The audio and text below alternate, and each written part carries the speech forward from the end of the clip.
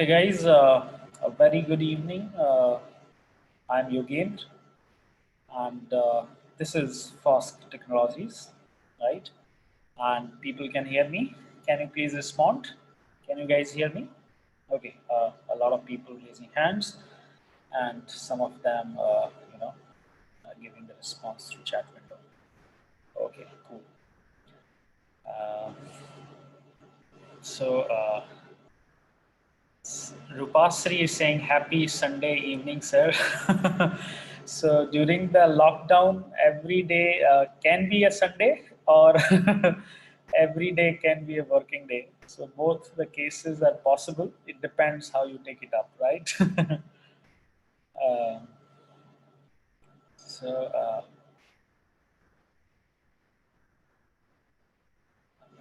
I think we can start. Okay, Sai Ramcharan from Bangalore is saying, sir, this is Akshay Tritiya. Yeah, Akshay Tritiya, right?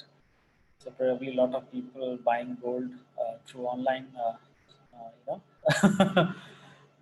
platforms. I don't know. I think it was in a paper today. Uh, uh, so a lot of people, you know, saying, "Sir, kaise ho?" Someone saying, how you are enjoying, sir?" Anyway, uh, okay. So, guys, I think now we can start. Uh, Probably today is Sunday, and that's why I just want to, start with a 2 minutes delay actually. So let people, come in case they are late to join. Uh, Okay, so in the meantime, right? In the meantime, before we start today's session, right? I think it's a good opportunity where we can discuss that what we have, learned so far, and just quickly recap. So if you see my screen, right, guys, can you see my screen? Is it visible to you? Okay, okay, I got the response. Fine. So. Uh,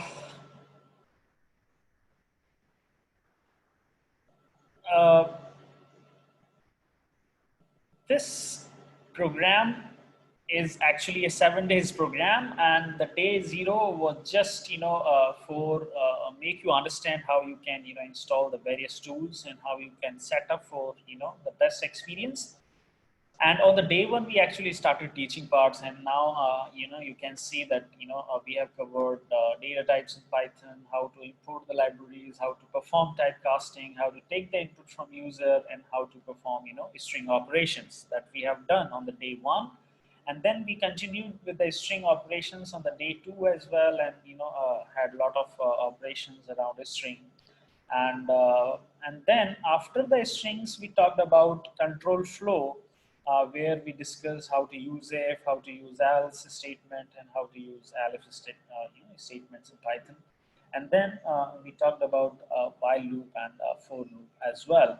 But on day two, we only discussed about the while loop, right? And then the day three, we started our discussion, our session with the for loop, right? Yesterday, I told you how to use for loop, right? And how come this is different from other programming languages, right? And then we spent a good time on a list, right? How we can use list, how we can initialize it, how we can clear it, how we can remove, how we can insert, how we can append, how we can sort, how we can reverse, right? So a lot of things we did yesterday around list, right? And then basic introduction about functions was also there, right? That how you can define a function and how you can call it. That's what we discussed yesterday. And although a tuple were also part of the agenda, but we could not cover it, right? And now I'm coming to day four, right? Now I'm coming to day four. So for today, what we are going to do. I have given the list of all topics that we are going to cover today. So definitely we will take up the tuple, right? So I have although listed it in the last, but we'll take the tuple now. Uh, we'll start with the list comprehension. What is the list comprehension, right? We'll see around that. Then we talk about couple of inbuilt Python functions, right? Inbuilt Python functions and how they are used, right?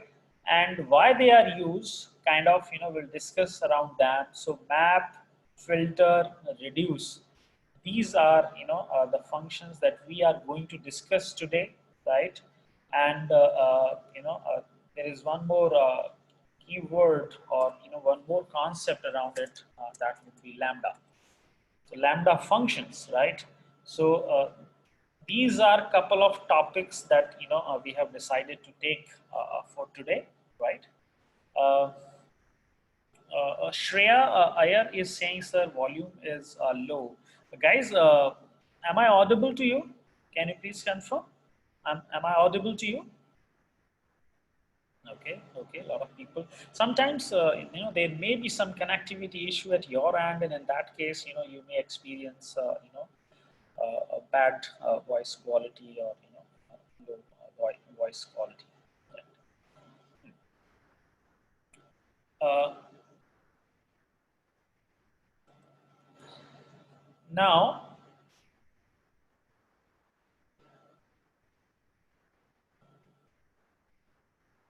okay, a lot of people giving a comment. Yeah, fine. Okay, guys. Now I'm on my spider screen, right? And as we do every day, now for today's session, we are going to save our code in day4.py. That's the new file we have created, right? So now you know how we create the files every day, right? Day one, day two, day three .py, right? So now we are going to have a discussion around day four agenda. So let's start. So guys, yesterday we had a discussion around list. So let's again talk about that list once, right? And let's initialize the list with a couple of items here, right? So these are the 5 items in my list, right? And now you guys, all are aware that you can perform lot of operations around list. List can be modified, right? You can, change any value at a given index, or maybe you can insert, or maybe you can append, or maybe you can remove, or maybe you can pop. So a lot of operations were there. And how many operations, right? You can have around the list, so for that you can use dir method, and there you specify the list class, and then you will get see all the methods. I have left couple of methods, but not much. I have taken append, I have taken clear, I have taken count, extend, index, a couple of methods I've taken, but for the due to paucity of the time, I could not cover one or two methods. But you can go on Google, you can go on W3 School, or maybe you can go on Geek for Geeks, and then you can understand more about them, right? So now, guys, see what I want to do with the list. Now I have a question for you guys. Please listen carefully. This is now serious, start of the session. What I want to do, let's understand first. I want to, find the square of every item. I want to find out the square of every item in the list and get all those values in a list. See what I'm saying? That you have to find out the square of every item in the list one, and you should have all those squared values in another list.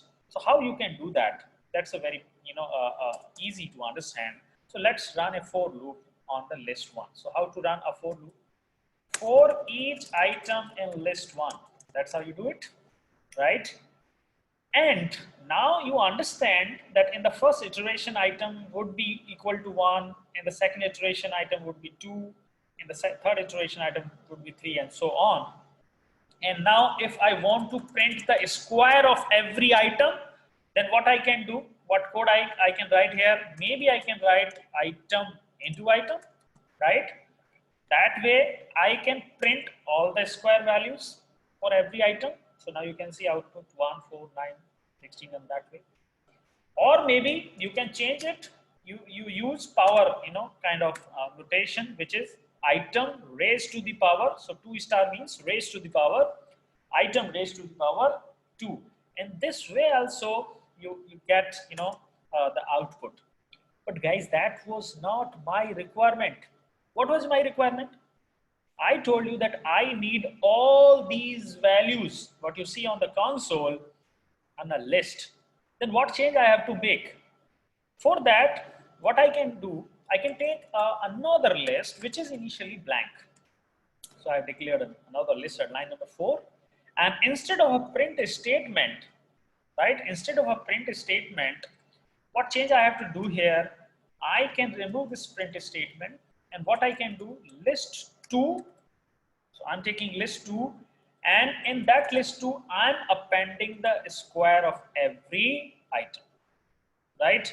So that's how now you can see that this loop is going on, but rather than printing, this loop is actually appending the square of every item in the list 2, right? And now you can see that our output is there in the list 2, right? So that's can be now you can see I got the square values and in a list 2. So that's how my requirement got completed, right? Now everyone please focus on the screen and listen what I say. There is a shortcut method available to do this. There is a shortcut method available to do this. And what is that shortcut method? So line number 8, what I do, I'm using that shortcut method. I use square brackets. This is currently blank, nothing in the square bracket. Now within the square bracket, I write a loop kind of a stuff for each item in list 1. That's how I write it. So now you can see, guys, that this for each statement is basically within a square bracket. Now, what you want to do with the item, listen, now what you want to do with the item, write that expression just before 4. So I make a space here before the 4. And now what I want the square of every item. So for that reason, what I will write? I will write item into item, because item into item will actually give you the square, right? So now you can see, guys, what I'm just saying. This is a shortcut method. We used a square bracket earlier. Then we wrote a for loop here like this, that for each item in list 1. And now what you want to do with the item, that expression you wrote here just before, 4. And now let's run it. I just select it, press Shift Enter, and see the output. Is the item same as what we got using a loop? Is it same, guys?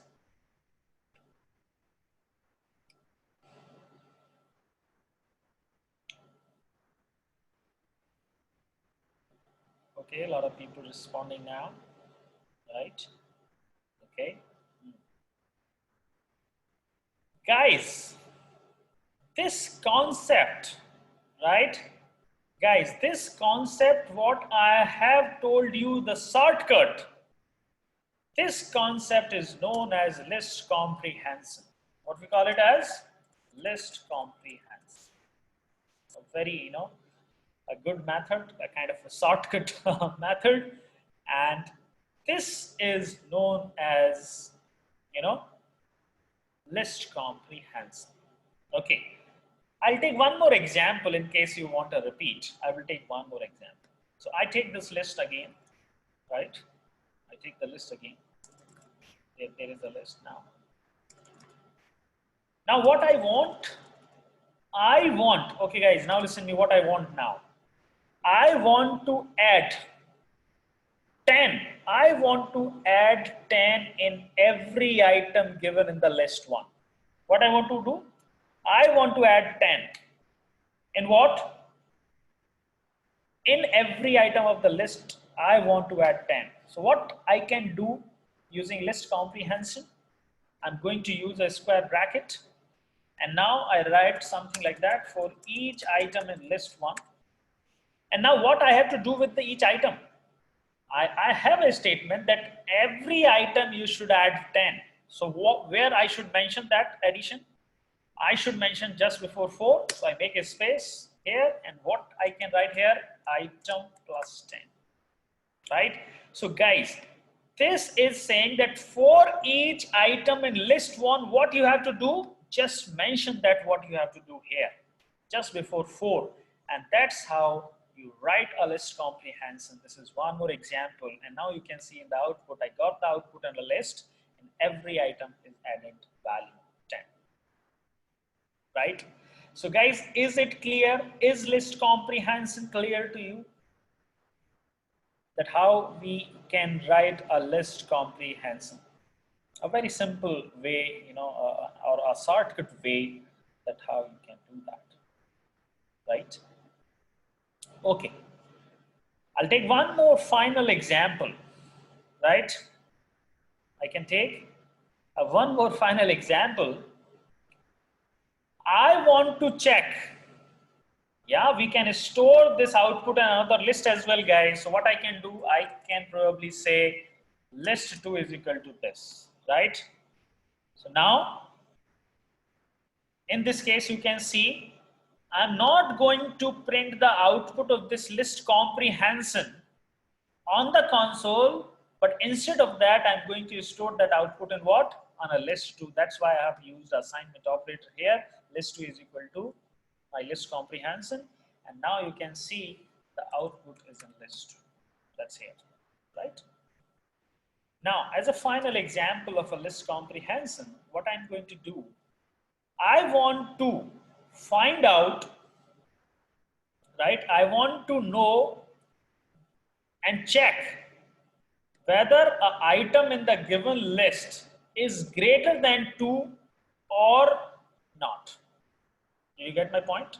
I want to check for every item whether the item is greater than 2 or not. Can I write a list comprehension for that? Yes, I can write a list comprehension. How I can write this? For each item in list 1, that's my start of the list comprehension, and before the 4, what I can make? I just have to write expression item greater than 2. That is the expression I want to check. This will give me a true and false, because you guys know when we do a comparison, something like that, 2 greater than 3, it will give us false.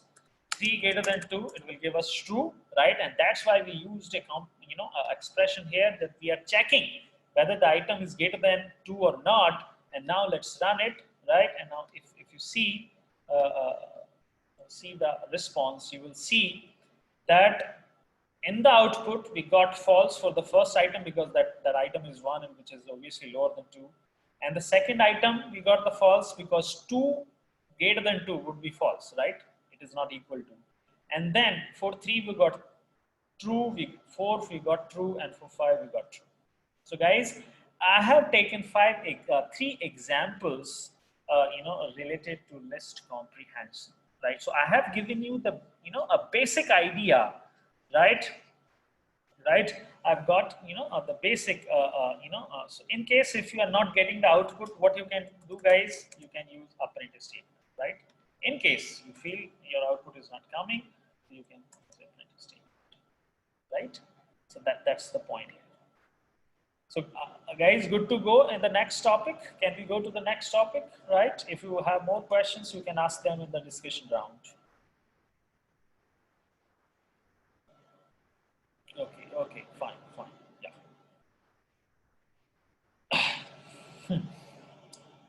Now, guys, let's talk about a couple of more interesting stuff today. And what is that? Let's understand. I'm going to discuss three, methods today. One method would be map, another would be filter, and another would be reduce. And along with these three methods, I will also talk about a lambda functions. I will also talk about a lambda functions. And after that, I will take the tuple as well, right? But currently, what I'm focused on, explaining you how to use three different, methods: map, filter, and reduce. So let's start with that. Guys, when we use map method, right? What it does, we'll understand more about it soon. But when you call the map function, so map function is called this way, right? And when you call map function, map takes two parameters.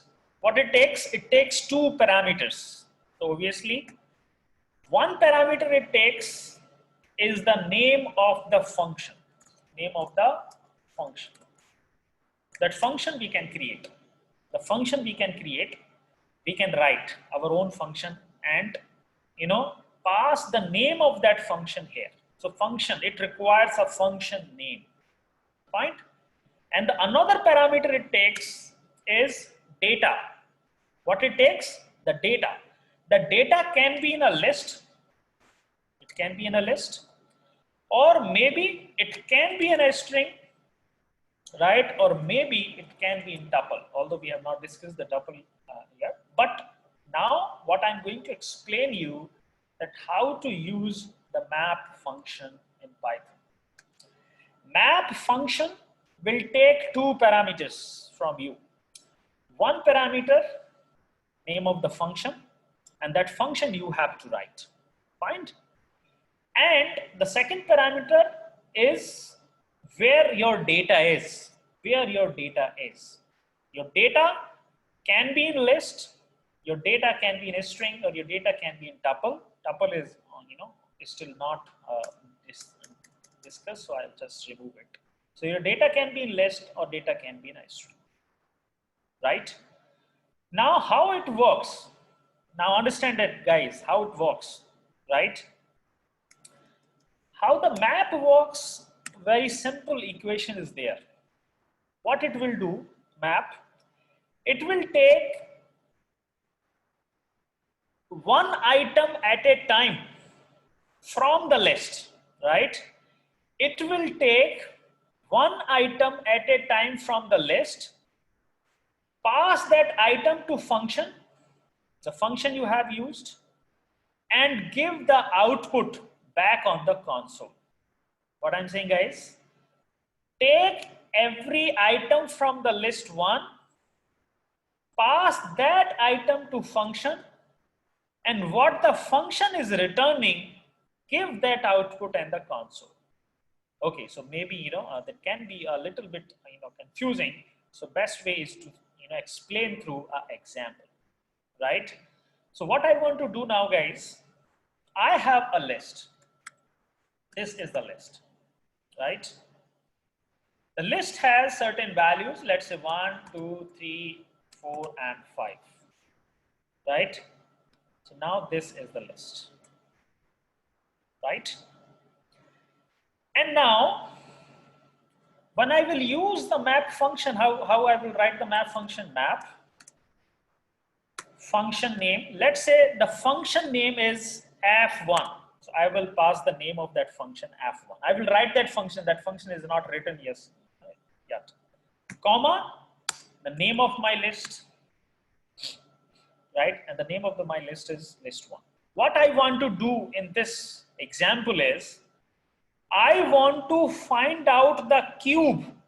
I want to find out the cube of every value in the list 1. I want to find out the cube of every item in the list 1.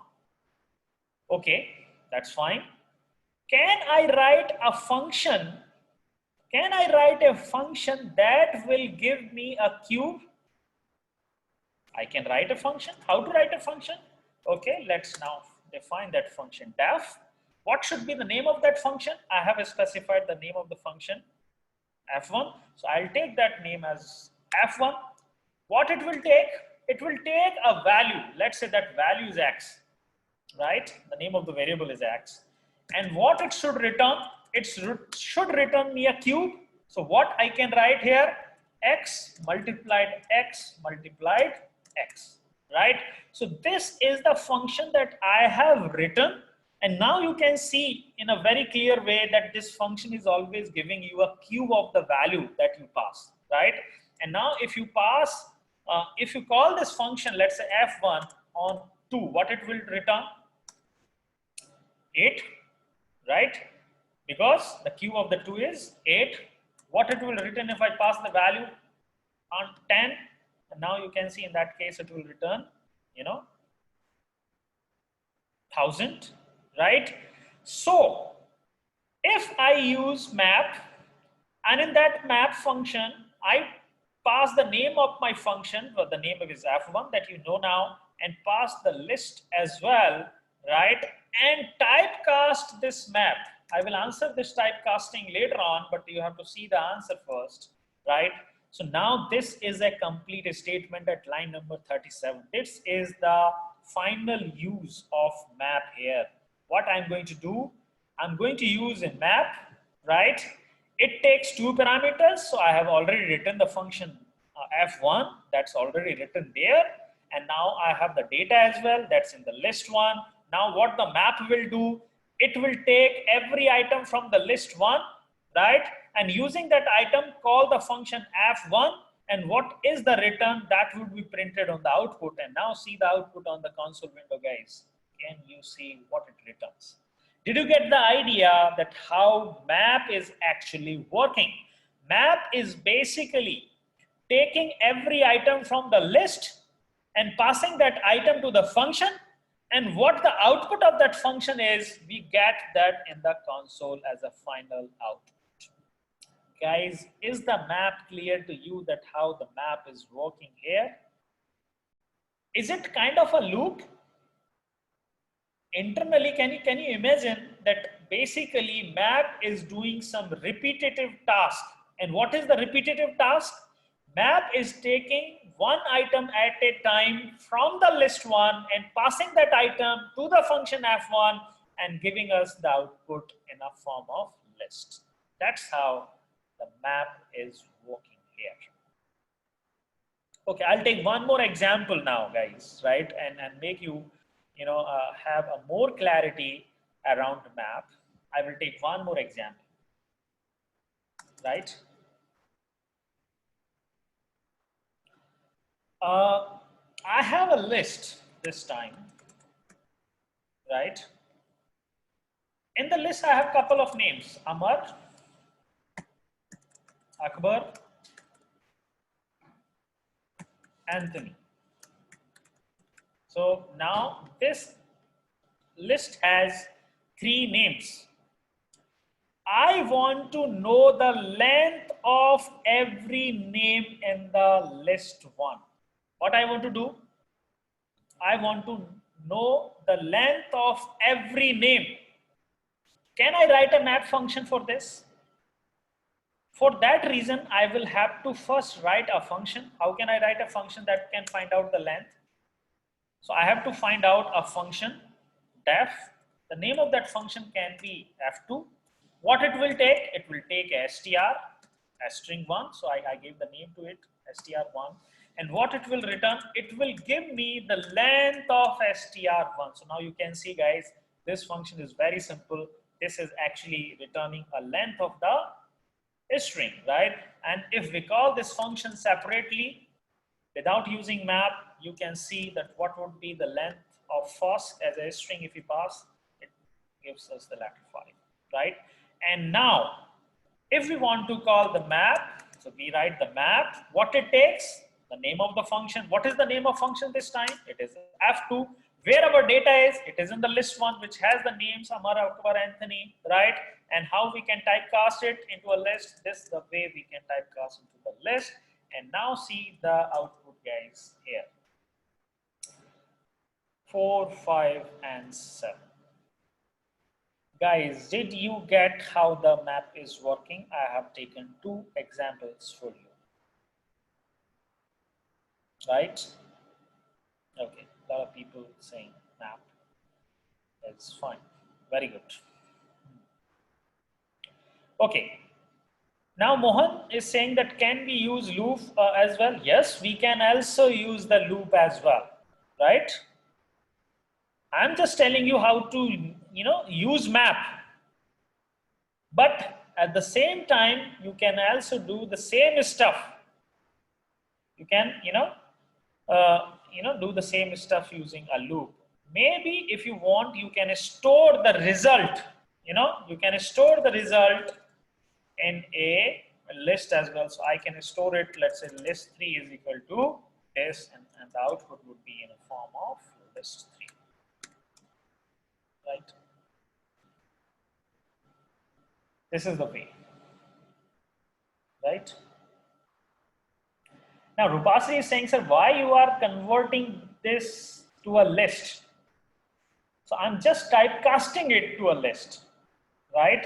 Reason, I will let you know by tomorrow, not today. But just take my words that whenever you use map, right, typecast it to list to get the output. And the reason for that, I will explain it tomorrow, not today, right? Let's take one more example around, right? One more around map again, right? So let's say I'm from Rajasthan, so I will write, a couple of city names here. Famous city, Jaipur here, right?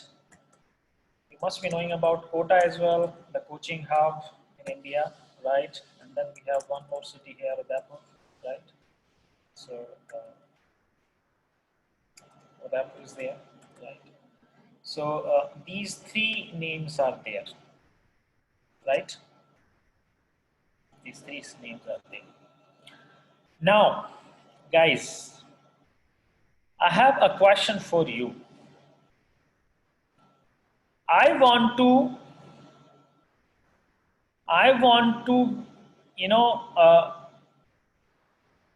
find out that which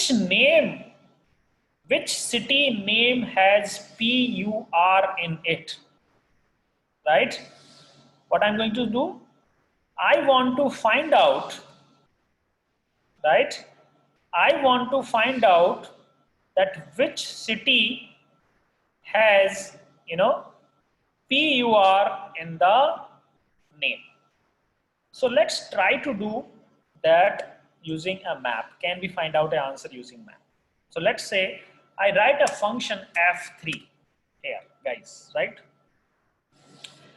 This f3 takes a string, so I write it str1. Now, what I'm going to do, let's see. If I'm going to use a if condition, right? If PUR, I take a substring. Can you see, guys, in a single quote, I'm taking a string. If PUR in str1. So this is a simple statement saying if PUR is in str1, return true, else return false. Else return false. So obviously, guys, can you understand what this function is doing? This function is just making a, a simple, inquiry whether the name has PUR in it or not, right? So you can understand key for Jaipur, it will return as true. For Kota, it will return false, and for Udaipur, it will return true as well, right? If I use a map here, so now how can I use a map? I use a map here. What is the name of my function in this right now? My name of the function is f3. Where the data is in list 1. I need to typecast into a list as well, and there you see what it returns. It returns me true, false, true. Why true for Jaipur? Because PUR is in Jaipur, that's why we got the output true. Why false for Kota? Because PUR is not in Kota, so that will give us false, else statement. And true for Udaipur as well, because PUR in Udaipur is also there. And that's how you can see we got true, false, true, right? And why we got true, false, true? Because the function is behaving that way. It will take every name from the list 1, call the function f3, and check whether the PUR is in there or not, right? Guys, did you get how the map is working here?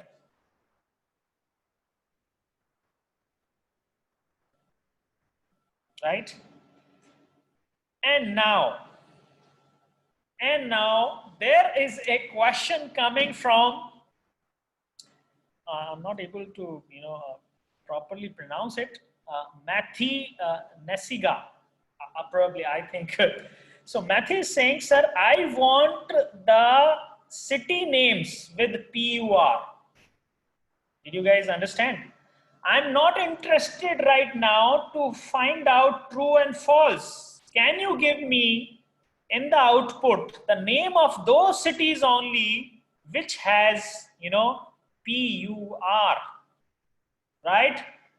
For that, guys, now, hold on, guys. Look at my screen. I use one more function here instead of map. So let's see what is the function that name of that another function is filter. This filter again requires a function name. We have written a function name f3 that is there. It returns true and false, right? And the name is data. Data is in list 1, and I also need to typecast this filter into a list. Now guys, see the output, what the filter is giving us. See the output, guys. What is the output? Can you see?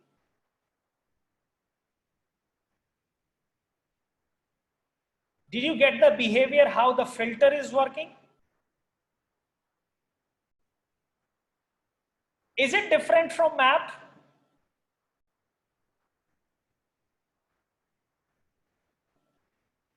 Guys, is it different from map? Okay, so a lot of people now saying, yes, sir. Okay, now understand the difference. What is the difference between map and reduce? Right? Understand that. Map has a very,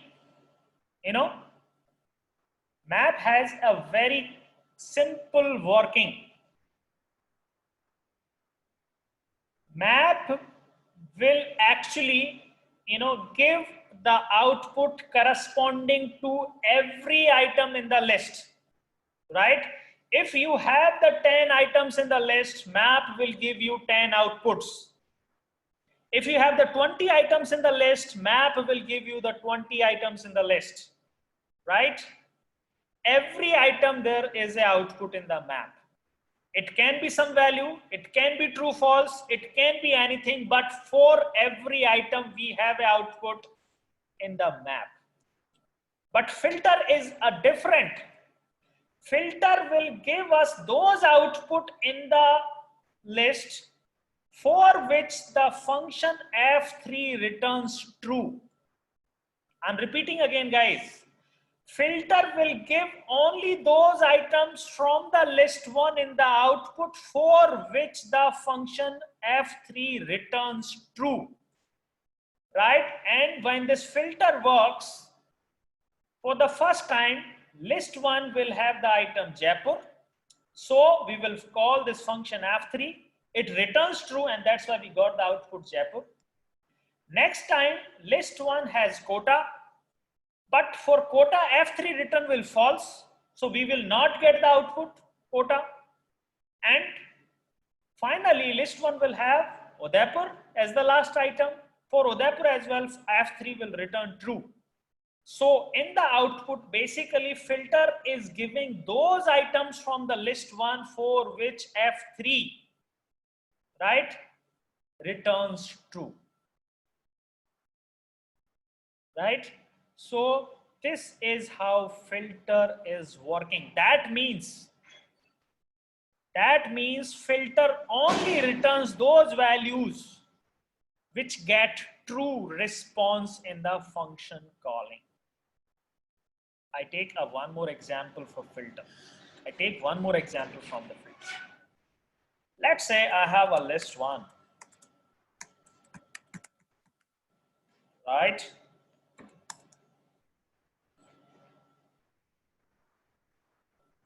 And now I write a function f4,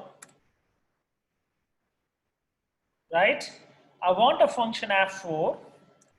This function takes value x. I'll just make a space here, right? This function takes value x. If x is greater than 2, I return true. See, guys, else I will return false, right?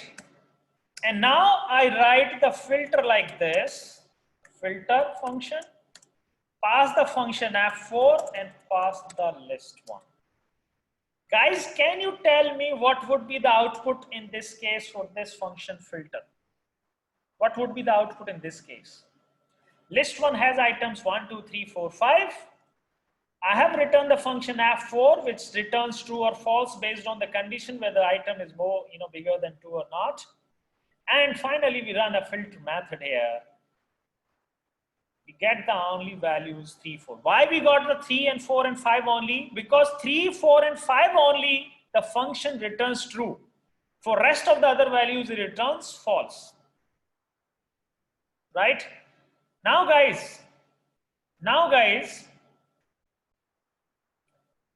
can I optimize? Okay, guys, now I have a change. Right? Now, guys, I have a change. I want only those values which are lower than 2. So I have now, opposite requirement. Currently, I was only looking for values which are greater than 2. But now I want only those values, right? Only those values which are lower than 2. So what I can do? Probably I can make this change here. If it is greater than 2, return false, and else return true. With this change only, I get this, right? That is there. Okay, I'll, just again make it as the originally written function. Guys, now I have a optimization here. Guys, right? I have optimization here. Basically, I don't need to write if else here. I can simply write return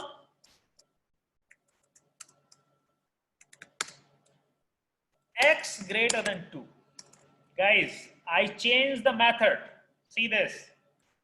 Earlier, what I was writing here, I was writing like this. Can I rewrite this function f4 by just removing this statement if else and just saying x greater than 2? Why? It is very simple, because x greater than 2 itself is an expression which actually returns true or false. It will automatically, it will give you true or false. If x is greater than 2, it will return true. If it is lower than 2, it will give the false, right? And in that case also, we get the same output. So you don't need to write actually this thing, right? And you can directly write this as well. Guys, did you get it? How I have rewritten the function f4 in a simpler form? Guys, did you get how come I have rewritten the function f4 in a simpler form? Just listen, guys. Filter always works in a case where your function gives true or false. Filter will not work if your function is not returning true or false. So always make sure that whenever you are using a filter, your function should return true or false. Right? Now I have one more thing to explain you. Guys, focus on what I have selected. Focus on what I have selected. See these, this is my list one, right? This is my list one. This is my function f4, which will give true or false based on the condition.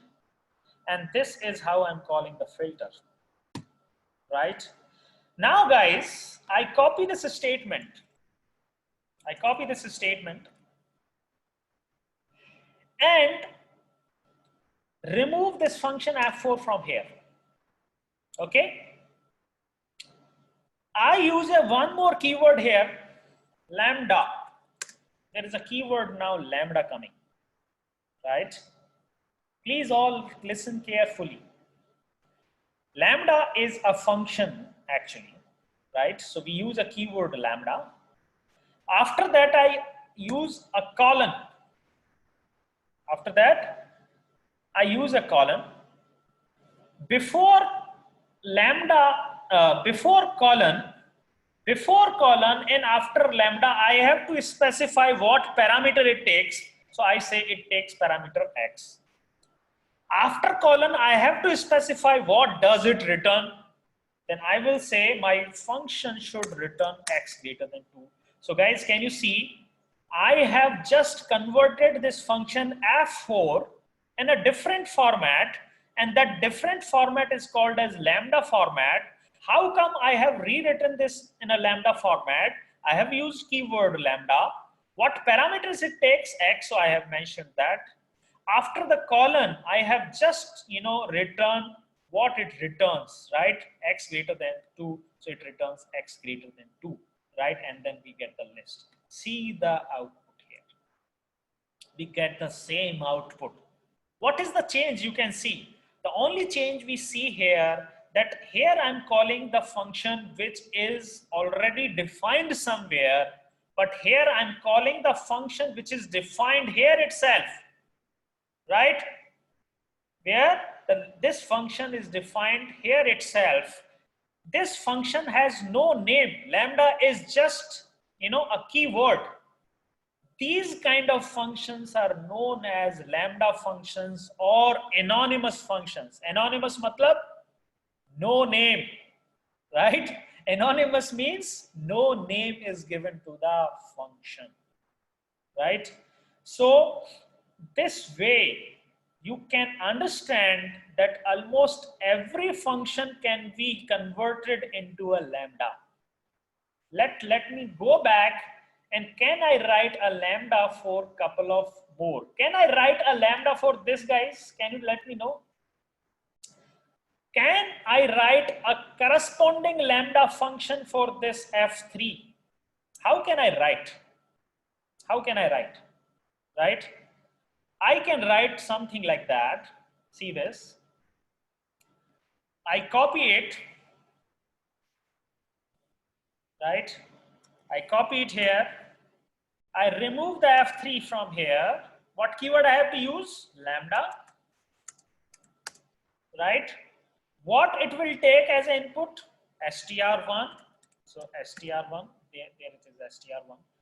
And here, actually, I can directly write this expression, because this expression eventually return true and false. See in the output here in my console, if I write PUR in Jaipur, what it returns? See this, guys.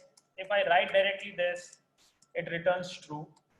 What if I write PUR in Kota? What it returns?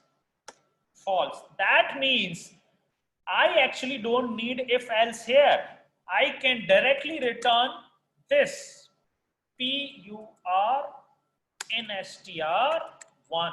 And the same statement I can use for my lambda purpose as well, right? So now you can see, guys, this is how I have converted the upper code in, in a lambda form. So lambda functions are anonymous functions. Whenever you want to do something quickly without writing an external function, you can use lambda, right? So the purpose of lambda is just, the purpose of the lambda is just saying that you don't have to specify the function outside the filter, right? You can write what you want here itself in the same line. That's the purpose of, you know, can I use lambda in map as well? I can use lambda in map as well. Guys, where we were using, here you can see what we were getting here. We were just getting a true false here, right? Can you see? We were just getting a true false here.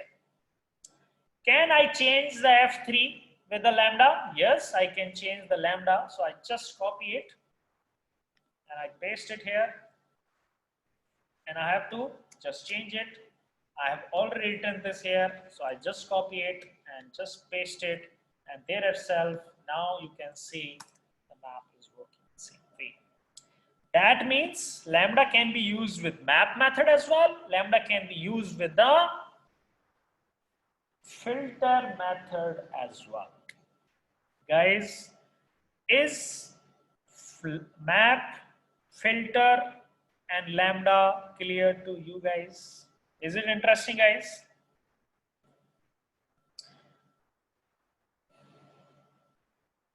And one more thing, it's not like that lambda can only be used with map and filter. Lambda functions can be used anywhere in Python. Lambda functions can be used anywhere in the Python. They are not restricted to map and filter only, right? That's the point here. Okay, guys. Now I take a third example, which is about reduce, right? I take an example which is about reduce. So see, what is the reduce?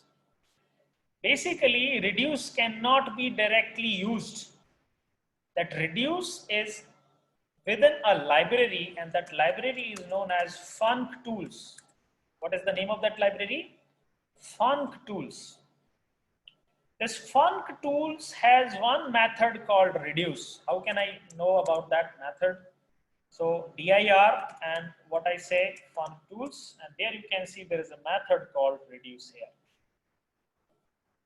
So how can you use that?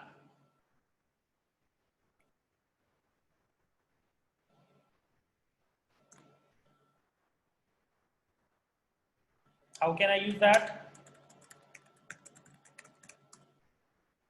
How I can use that? I can use it like functools dot reduce, right? This functools dot reduce again takes two parameters. It will take again two parameters, the same how map and reduce were, map and filter were taking. One function name and the data in the list. So let's say I have a list 1 is equal to 1, 2, 3, 4, 5, 6, 7, 8, 9, 10. That's the list, right? And now I write a function as well, define F5. This time it takes two parameters, x and y, and returns x plus y. So what the function is doing here, you can understand easily. This kind of function we discussed yesterday as well. This function basically returns the sum of two values that you pass to it. It will return the sum of x and y, right? It will return the sum of x and y, right? And now guys, in the reduce, I will take the function name f5 and I will pass the data in list 1. So that's here. You see the output if we are getting anything here. See the output, guys. F5 is not defined. It's saying so I have to just rerun the code. So I've defined it and now you can see the output is 55. Guys, can we let me know why the 55 is coming? What is the meaning if it is returning the 55? What actually happening here?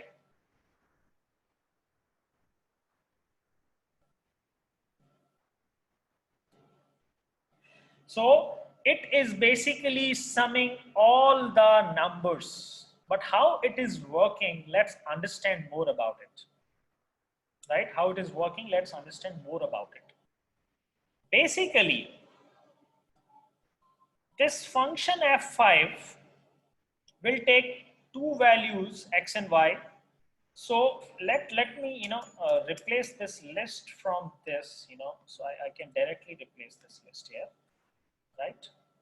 So what happens here, it will take 1 for x and 2 for y and then add them. It is 3.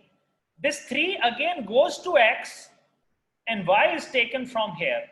So 3 and 3 become 6. The 6 again goes to x and y is taken from here. That sum is again goes to x and the y is taken from here. And this way, cyclically, we are actually adding all the numbers, right? And that's why you get the. If I make a little change here, and I copy paste it, this time I return x into y. What will happen, guys? This time we are going to multiply all the values given in the list, right? And this way we can see, a kind of a 10 factorial, right? Thank you, Joseph. Kind of a 10 factorial. Okay, guys, now let me know, can I write a lambda for this? Can I write a lambda for this? Yes, I can write a lambda. How can I write a lambda? I just paste it here, remove the f, use the keyword lambda.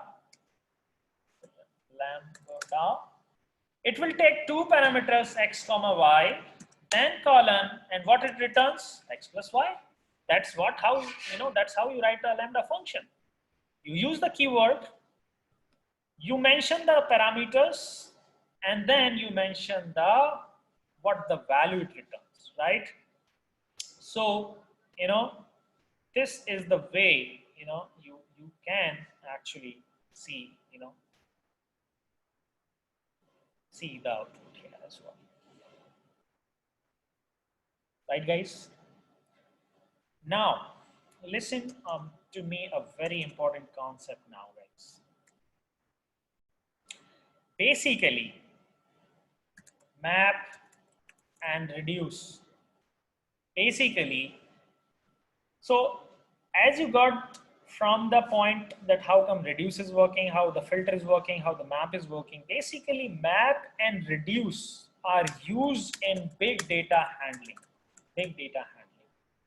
or in data analytics. Why? Right? Why? So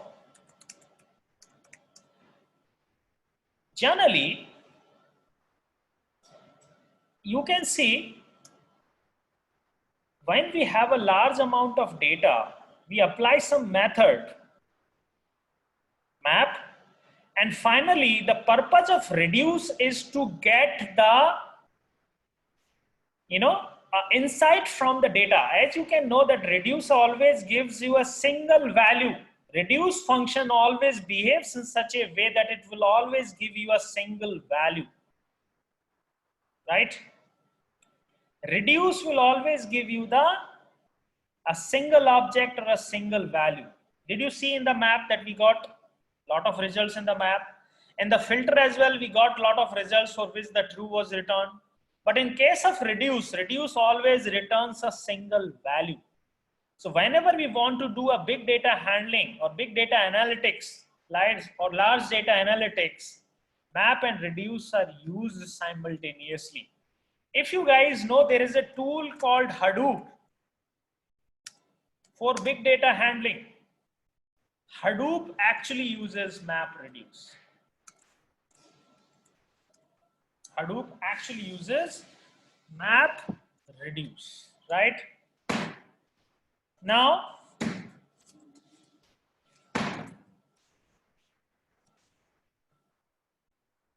you know, one more tool is Spark. It is also for big data handling. This also uses map reduce, right? And couple of more, you know, tools which are used for big data handling. All of them work on the principle of map reduce. And why it is interesting? Because map reduce was the concept first given by Indian engineer Sanjay Ghemawat, right? Sanjay Ghemawat. This guy still works with Google in US, right? This guy still works with, you know, Google. And if you can quickly go through our browser and find out what is about, you know, interesting about Sanjay Ghemawat. So Sanjay Ghemawat, right? So this is Sanjay Ghemawat, guys, right? And this guy is considered as one of the finest, you know, one of the finest computer scientists, or one of the finest coder, you know, and this guy wrote first time about map reduce, right? Is it interesting, guys? You can know more about it, right? So I'll take a couple of discussions around that in tomorrow's class as well. So don't wait, guys. Don't worry about if you are, you know, still not very clear. Sometimes things cannot be, you know, digested in just one, you know, session. Sometimes you understand only 50%, and the next time you take, you know, 10% more, and then you know, next time. So, you know, sometimes you may have to, you know, do it in repetition, right? Okay, and finally, I talk about tuples now. Finally, I talk about tuples now. So quickly, I'll take 5 minutes to explain the tuples now, right? If something is not clear to you, we have a, you know, discussion round, and you can ask that question in that case, right? So don't worry if you are not getting something right now, right? Guys, how tuple is defined, understand that. So we define a tuple like this. So T1, name of the tuple, and tuples are defined using parentheses 1, 2, 3, 4, and 5. See the type of T1. You can see the type is tuple. We use list, right? Yesterday, right? We use list. This time I'm talking about one more data structure in Python, and that data structure is called as tuple. How to declare a tuple? This is how you declare a tuple. But there is one particular difference from the list and tuple, that tuples are read-only. List can be modified, but tuple cannot be modified, right? Tuple cannot be modified. So if I want to print T1 index 0, what it will print, guys? T1 index 0. It will print the first item from the tuple. Okay, let me know what will print, guys. If I say T1 minus 1, what it will print now, guys? It will print the last item. Okay, if I say tuples are read-only, can I make this change?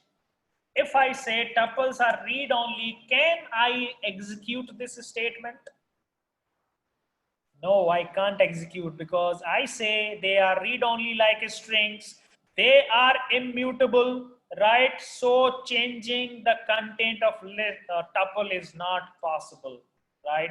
And that's why you get the error. Tuple object does not support item assignment. If you remember, the same kind of error came when we were trying to change a string using assignment as well, right? So this is how, so generally why you use tuple, right? Right?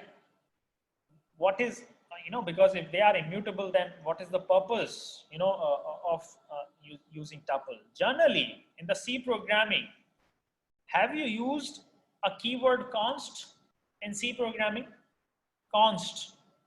Generally, that keyword is used if you want that a value of variable should never change.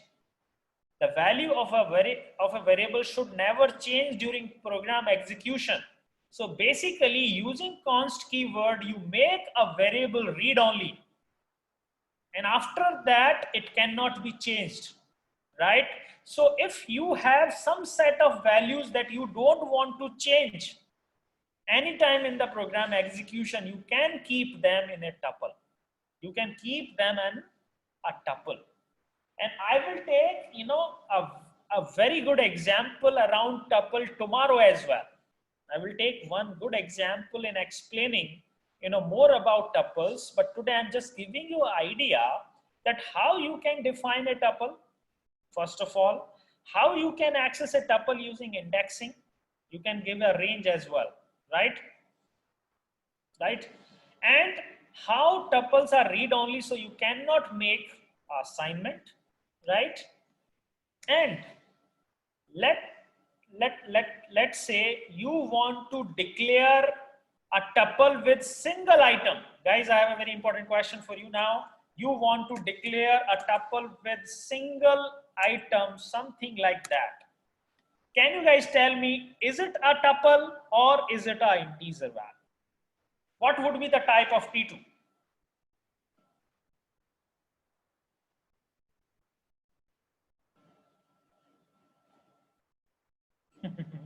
So let's run it and see the type for T2. It's integer, guys. So if you have a single item and if you want to make it as a tuple, you will have to put a comma at the end. Okay? So this way, now if you see the type for T2, then you can see now it's tuple. So, there is a difference. So this way is for tuple, and this way, T2 is equal to 2 is basically int.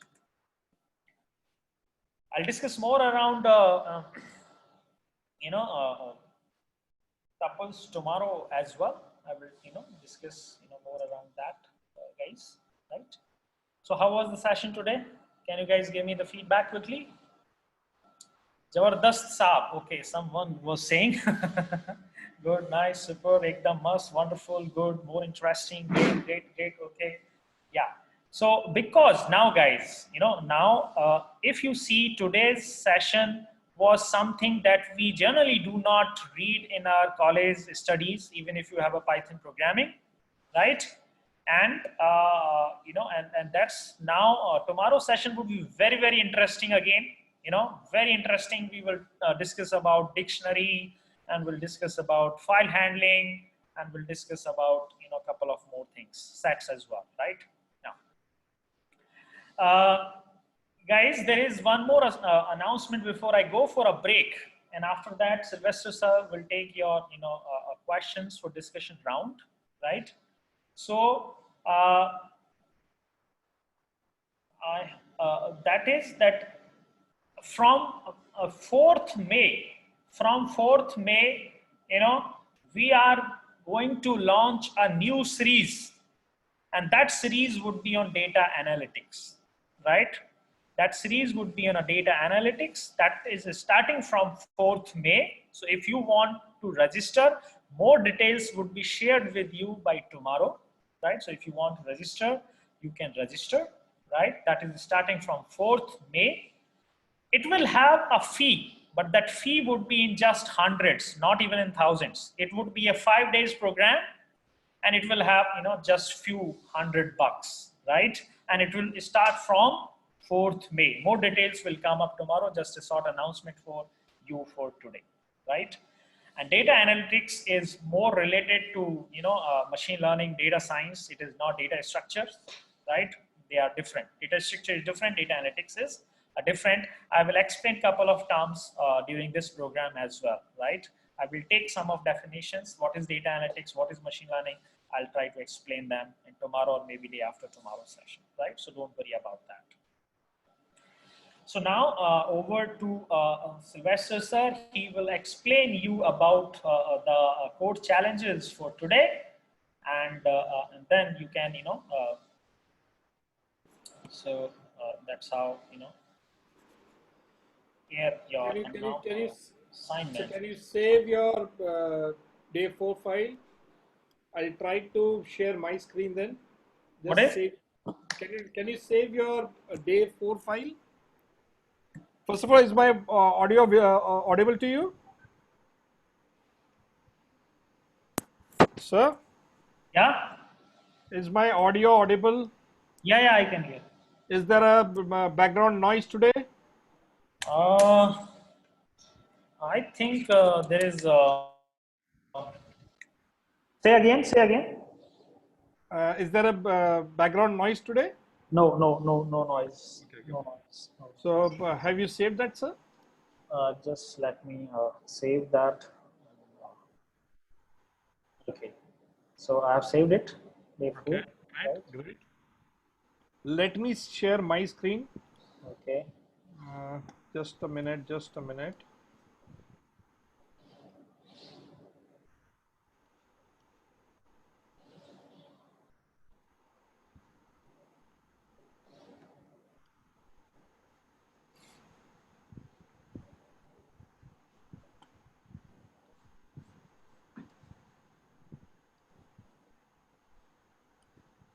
You took the control? Yeah, I took the control. You don't switch off your laptop. Okay, fine. I am just a minute. Give me 1 minute.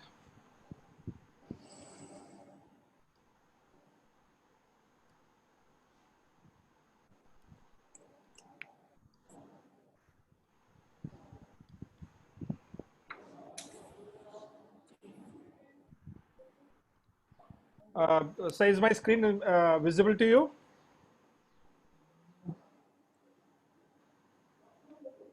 Where is coming? Let me check with that. No, share the screen now. I have already shared the screen, sir. Is it visible? Check with that. Yeah, it's visible. Fine.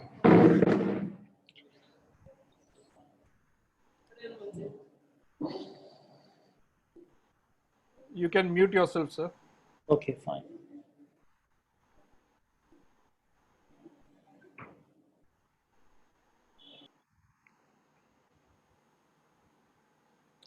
Good evening, everybody.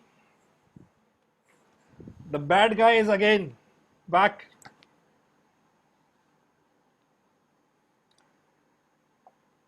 Good evening, Rupasari. Good evening. So, first thing is I'll try to explain you the assignment for today. Okay. I'll request everybody that while I'm explaining the code challenge, please hold down with all your chats. Okay. And once I have explained my code challenge for today or the assignment for today, then you people can give me all your questions and we'll have the doubt session. Yeah. So today's session was a bit typical one because I can see that Yogendra sir today has explained you few new concepts of Python. And I'm assuming that those people who are new to Python must have enjoyed these sessions because they are really new and powerful concepts. You must have first time encountered the concept of a list comprehension, or maybe the concept of map, filter, and reduce. And on top of that, you were introduced to the concept of lambda functions, the anonymous functions. Based on all this concept, what you have learned today, I have tried to create an assignment for you people. The assignment is bit typical. Try to concentrate and see what you need to develop as a Python code. Just imagine you are working for a bookshop. Okay, so this assignment for today is based out of bookshop. Okay, and the name of the assignment is bookshop. The file which you need to create is book_shop.py file, and the logic behind is the code challenge is, or the assignment is, let's imagine that in a bookshop there was some sale of the items. So you also go to a bookshop, okay, and order something, and he gives you a bill, an invoice, okay. Let's imagine in a particular day, I'm highlighting some text on my screen. On a particular day, there was 4 transactions happening. In the whole day, only 4 people came. Somebody told me to zoom. Is it better now? Okay. I'm re-highlighting it. So there were 4 transactions which happened. That means there were 4 persons who came and bought some books. Yeah. So the accountant for your bookshop will maintain everything. So he must have given a invoice or a bill to the customer. Let's imagine the order number was something. The book which he gave was Learning Python. The author was Mark Lutz. Quantity was 4, and the price per item was 40.95 rupees, or maybe dollar. Any you can mark any of the currencies what you want. Okay. Similarly, the second record says there was another transaction in which the book sold was Python programming, and you had some author, some quantity, and the price per item. Similarly, there was a third transaction. The book was Head First Python by Paul Berry. Okay, the quantity was 3, and there was some price per item for that book also. And similarly, there was a 4th entry for the book. Now, what you need to do is, you need to create or output me, okay, you need to output me the output in this format, line number 24. Okay, just see what you have to do. What you have to create is, you need to create a list of tuples. Okay, so what you need to do is, you need to create the list of tuples. Since there were 4 orders in a day, so there will be 4 tuples, 1, 2, 3, and 4. Okay, each and every tuple will have 2 things. The first is the order number, that is the order number, and second is what? The total price. So if you see quantity is 4, if you multiply 4 by 40.95, what you get is 163.8. Is this clear to everybody? This is the first part of your assignment. You need to create a list of tuples. Yeah? What will the tuples have? Tuple will have two things. The first is the order number, and second is the quantity into price. Like that, the second will be 98762. So it will have, again, this will be a tuple. The first item will be 978762, and 5 into 56.80, that is 284.0. Similarly, the third item is 77226. The third item will be 7726. 3 into 32.95. This is the output. And the fourth is 88112. That is 3 into 24.99. That is 8112, 74.97. Did you get it? What you need to print? You need to print, okay, I'll type it here, list of tuples, okay. That means outer side will be a list, and within this list you've got tuples. How many tuples? 1, 2, 3, 4. Okay, but there is a small correction now. If you see this price, the total price is greater than 100. This is again greater than 100, but these two numbers are less than 100. So you need to write a small logic that if the number, total number is less than 100, you need to add 10 rupees.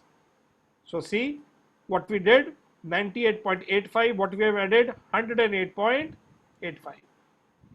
This is also 74.97. So what we have done, we have added 10 rupees more, that is 84.97. So this will be your final output. So did you people get the assignment what you need to do? I know it's a typical one, yeah, but this is the output what you need. This is the output on line number 30, okay. So I'll give you a hint now, okay. Yes, tuples are immutable. So Gorle Sindhu is asking, the tuples are immutable. Yes, the tuples are immutable. That means you need to calculate and add and then add into your tuple. Did you get it, Sindhu? Okay.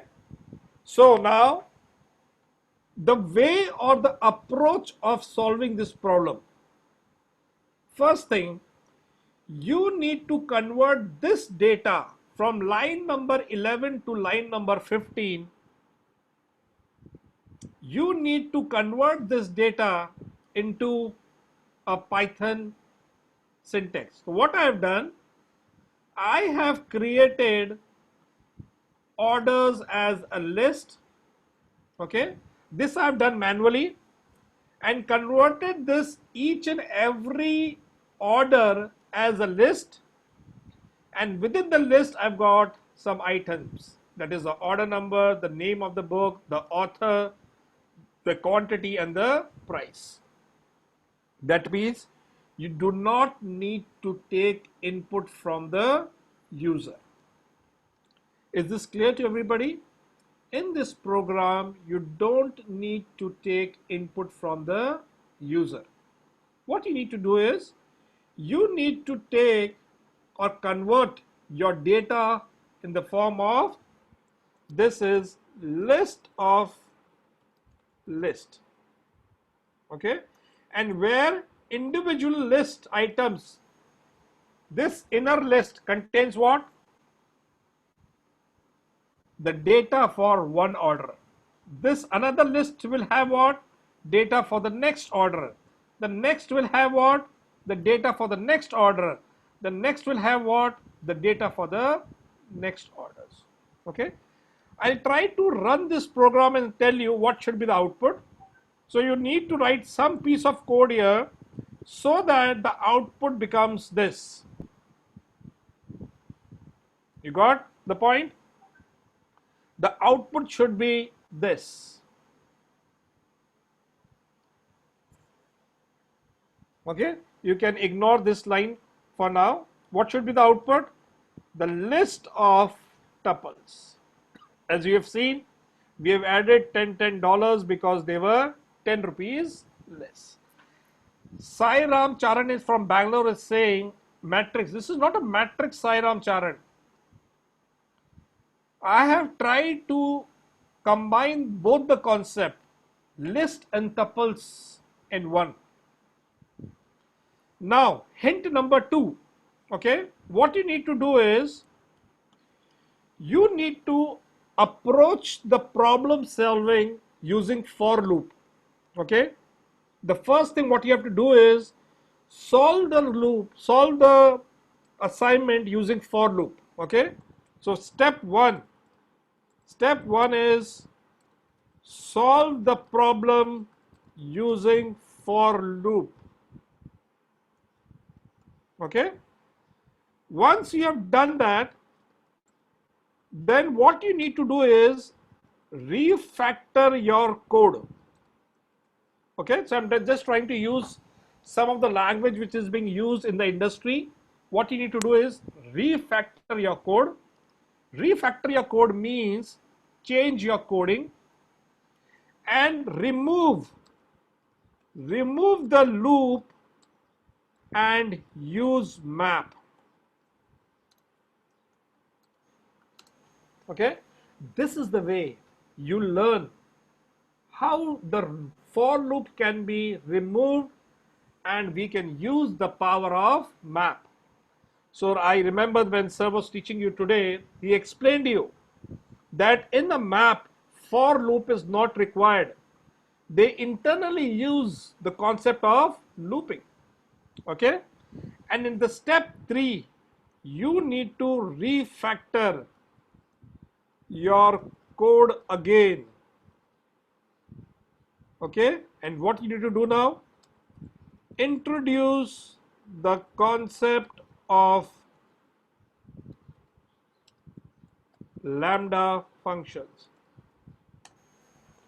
okay. This is the way you learn that how you can remove the functions and convert the functions into what? A lambda function. And there is one more step what you can try, it's not mandatory. Step 4, again refactor your code. And now what you need to do, use the concept of chaining. You remember sir has told you yesterday what is the concept of chaining. Chaining means the output of one function becomes the input of another functions. If you are able to solve the today's program using these 3-4 steps, I can guarantee you that you will never forget how to use the concept of map and lambda. And you will be able to write what is known as Pythonic code, okay. This is known as what? A Pythonic code. Pythonic code means you use a code which uses not the C approach, not the C++ approach or the Java approach, but you use the concept which is very specific to Python. Is this clear now? Is the assignment clear? I have tried to explain you the assignment. Those people who have not understood the assignment, I would request them to again see the video, okay, once or twice, so that they'll be able to know what is required to be done in this assignment, okay. And now I am ready to take the questions now.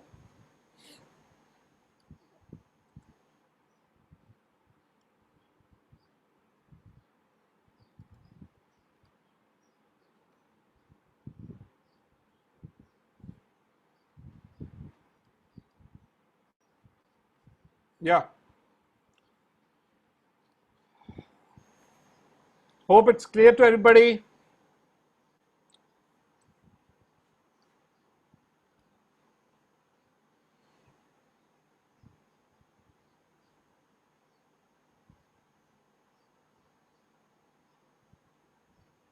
Yes, Vignesh, you can use, Vignesh is asking, sir, can I use nested map and filter? Yes, Vignesh, you can use nested map and filter.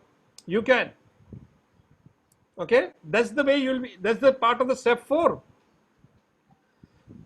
Sindhu is asking, sir, do we need to take input from the user? You are not required to take input. If you want, I have given this hint here, this line number 35 to 39.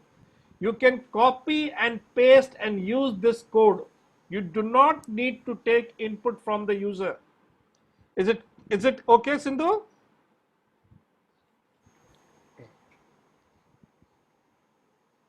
Ashwin, you don't need to send a list to a function. You need to read each one items from the list.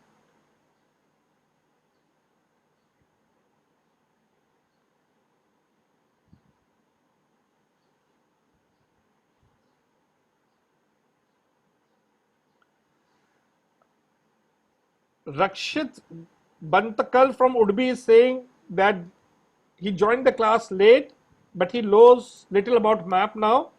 I would request Bantakal to see the videos, recorded videos from the YouTube, and then try to attempt the assignment. Okay?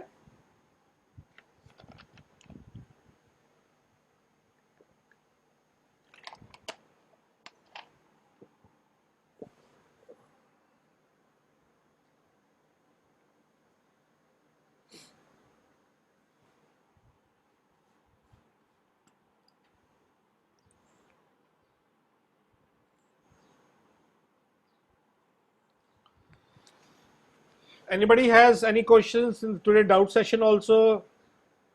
No. Yes, there is only one assignment today. It's a tough and a typical one. It will take time. That's why we have kept only one assignment today. Sir, can you explain how to, Mithan is asking, sir, can you explain how to convert list into items? List into items, list into integer. You need to typecast, Mithan. One item you need to typecast.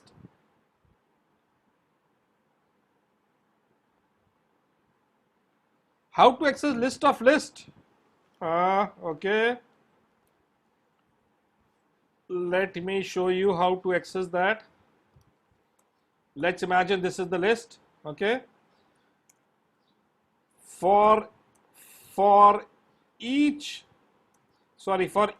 item in orders, or I can say for each order in orders, okay, print order. Okay, so let me run this. Can you see the output?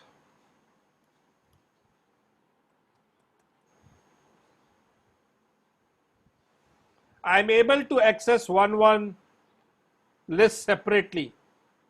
Okay. This was whose question? Shantanu. Is it clear? Now, if you want to access the first element, this is the way. What will happen? This will print what? All the orders number now. Okay. If you want to print next column, you can do this. If you want to print the next column, you can change the index. Shantanu, is this clear to you? Manoj, we will take the chaining in the last day. At least solve the step 1, 2, 3 first. Okay.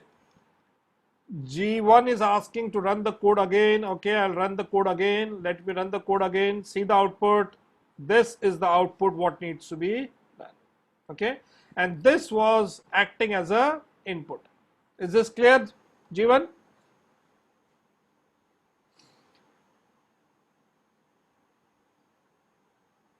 Varsha is asking, in list filter F4 the show output type error show that little of it not.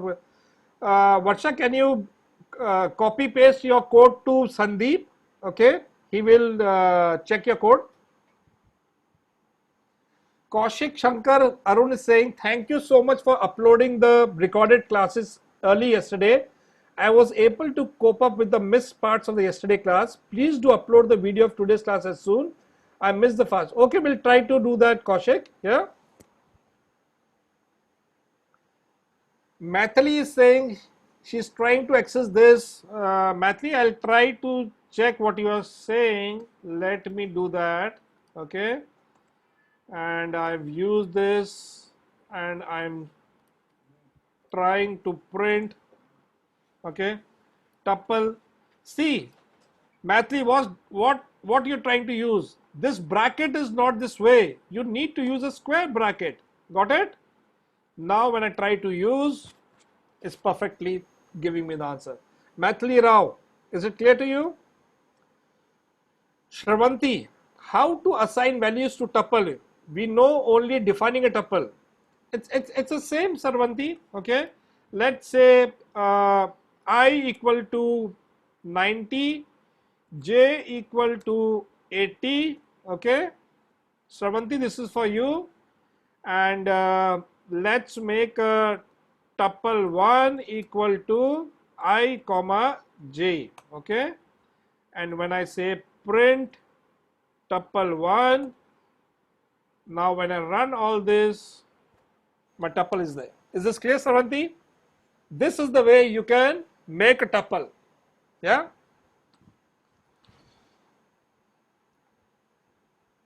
Yes, Pavitra, there is only one assignment for today. Swati, she's asking how to calculate quantity into price per item. You need to write your own logic, Swati. Try once. Yeah. Imtiaz is asking, sir, can we use append and other operations? Imtiaz, you cannot use append and other operations tuple because tuple is immutable. Okay. And if you see, if I do dir tuple, it will list all the functions, and if you see, there are only two functions allowed in tuple, count and index. Is this clear? Yeah. Vignesh is asking, sir, can you upload the assignments of previous season of your online class? These are the same, Vignesh. Yeah. Abhishek is asking, in which conditions we use map or tuple? Tuple is used when you know your data won't change, Abhishek. And map is used wherever you know that you are processing a list and creating another list. The best way is you can use a map. Is it okay? Imtiaz Ali, please don't write the same question again. Okay? It's a bad manners.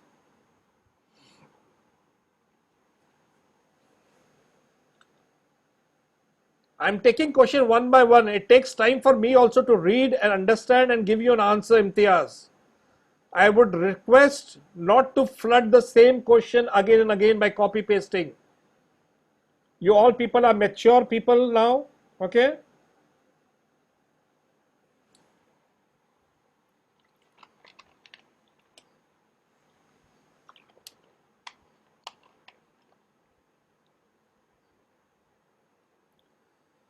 So what, Imtiaz? Have patience. There are other people also who have asked the questions. I will take one by one, no? Line by line I'll take.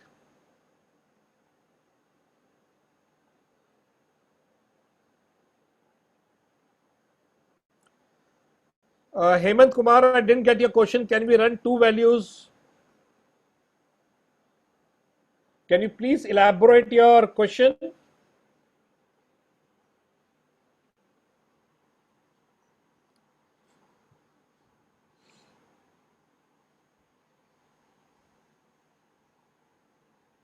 Hemant Kumar.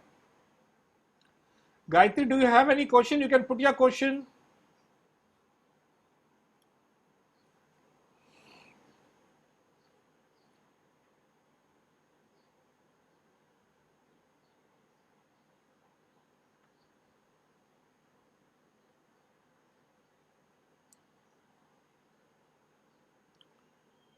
Yes, they can. You can, Hemant, you can return two values from a function, no? You can return a tuple. Okay, I'll give you an example. Def my function. Okay,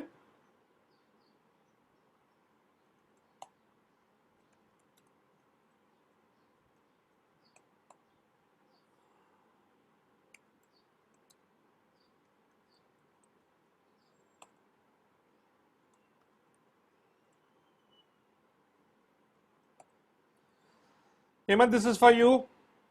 I have defined a function which is returning. I'm calling my function. I'm storing the value in tuple, and if I'm printing that, I've got two values as a return. Did you get it, Hemant? Of one function can return multiple values. You can return a list also, no?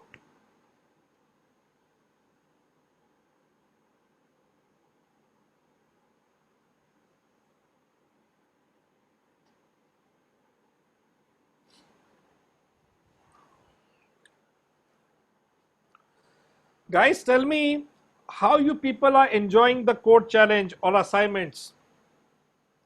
Can you write on the chat and tell me?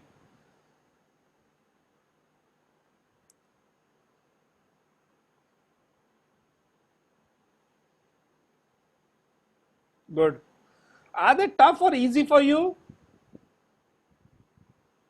And are they easy and tough or tough for you? Can you tell me? Thank you, Vignesh.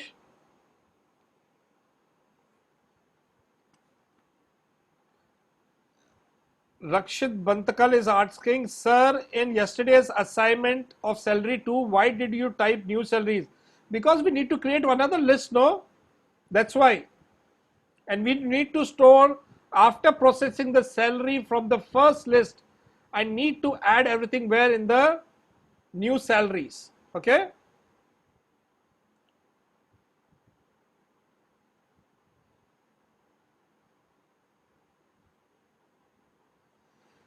Oh, good, good. Somebody is saying. Gopi Sheikh is saying, horrible, sir. Why, Gopi? What happened? Are you not enjoying? If you're not enjoying the session, I'll request to drop the session then. There's no sense of wasting your time then, Gopi.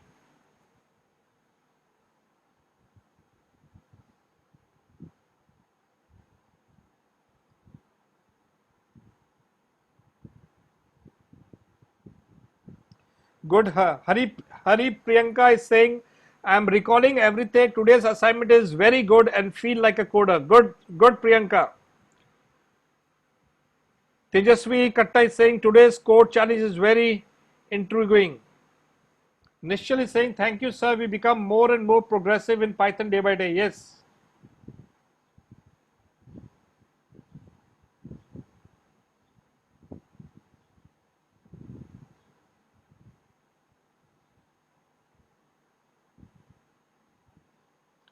Today's challenge is very, very, very challenging question. Assignment today, bookshop. Vignesh, I don't have a ready code for some nested one. Okay, once I have, I'll share with you.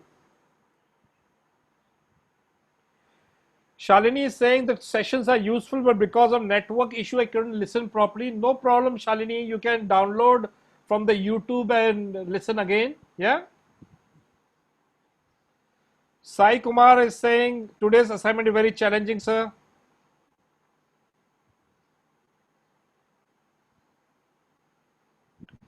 Hemant is the diploma student. He's saying, I didn't know about Python before your class. I'm little good in C, so it is like a piece of code in C. So it is easy to learn for me. Thank you, Hemant, that you have learned a new language now.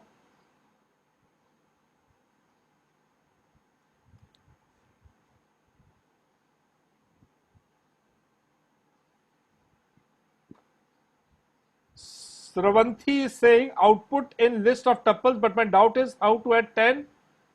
That logic you have to write if you have to use if and reassign. Yes. Yes, Sravanthi. Try once. You'll get the solution. It's not that typical also.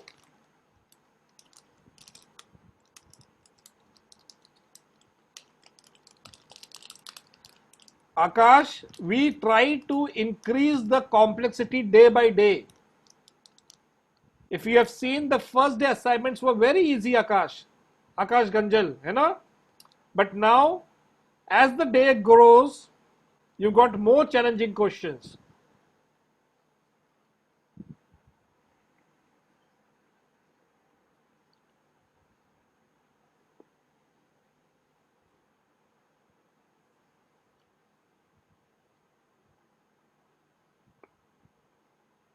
Thank you.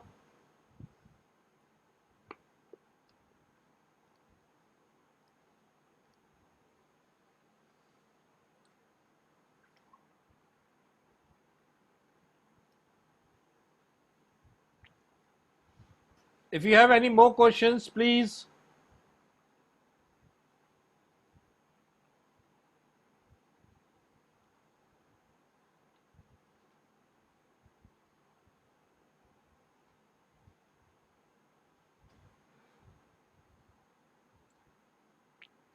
Arya, Sheetal, do you have any question?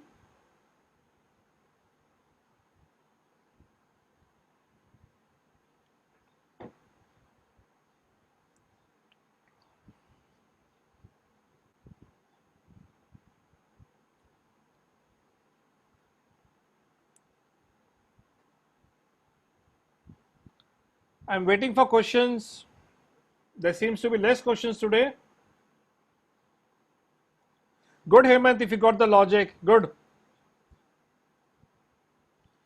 Yes, Ashwin, we have a course for machine learning. And as sir told you, we'll be starting a data analytics first course on 4th of May. Okay, if you want, you can register for that. It's not a free course. We have kept a very small fee for that. Okay, so that you people can pay without any problem. Did you get, Ashwin? Isai asking personal question, motivation to give free course knowledge. Isai, we do a lot of promotional activities like this, okay, and we teach a lot of people across India Python, okay, and this is one of the activity what Fast Coding School does. We have trained more than 5,000 people on Python across India. Yes, Imtiaz, it is compulsory to use map and lambda. You've been taught the same thing, you have to implement the same thing. Once you have created a tuple, Jagdish, you cannot change the value. Yes, you can typecast into a list and then you can change. That's not an issue. That means you need to create another variable for it.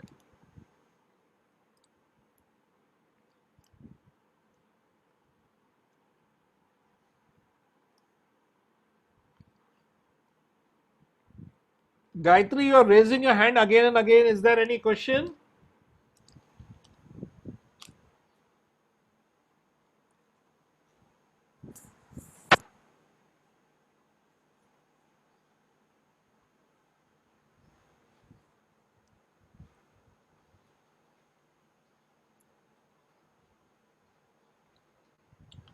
If you don't have any questions, then I'll try to end the meeting then.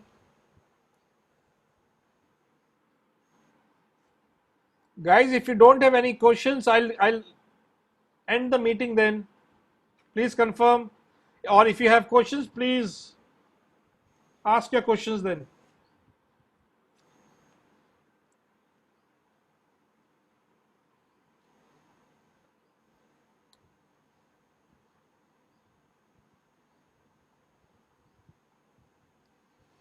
Bye, Hemant. Bye, everybody. Hope people enjoyed the session today.